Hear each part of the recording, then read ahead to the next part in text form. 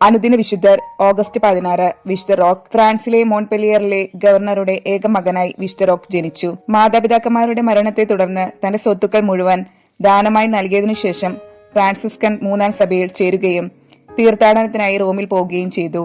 1315 plague ബാധിച്ച രോഗികൾക്കിടയിൽ സേവനമനുഷ്ഠിക്കാൻ അദ്ദേഹം സ്വയം സമർപ്പിക്കുകയും വടക്കേ ഇറ്റലി മുഴുവൻ ചുറ്റി സഞ്ചരിക്കുകയും ചെയ്തു. തിരിച്ചു പോകുമ്പോൾ അദ്ദേഹം ഈ മാരകമായ രോഗത്തിന് അധീനനായി. രോഗബാധിതനായ അദ്ദേഹത്തെ ആരും സ്വീകരിച്ചില്ല. എല്ലാവരാലും ഉപേക്ഷിക്കപ്പെട്ട് അദ്ദേഹം ഒരു വനത്തിൽ അഭയം കണ്ടെത്തി. ഒരു നായ അദ്ദേഹത്തിന് റൊട്ടി കഷ്ണങ്ങൾ എത്തിച്ചു കൊടുക്കുമായിരുന്നു. രോഗവിമുക്തനായപ്പോൾ അദ്ദേഹം സ്വന്തം നാട്ടിലേക്ക് തിരിച്ചുപോയി. യുദ്ധകാലമായിരുന്നതിനാൽ ഒരു ചാരനാണെന്ന് സംശയിക്കപ്പെട്ട് ജയിലിൽ അടയ്ക്കപ്പെട്ടു. 1327 ജയിലിൽ കിടന്നു തന്നെ അദ്ദേഹം മരിച്ചു.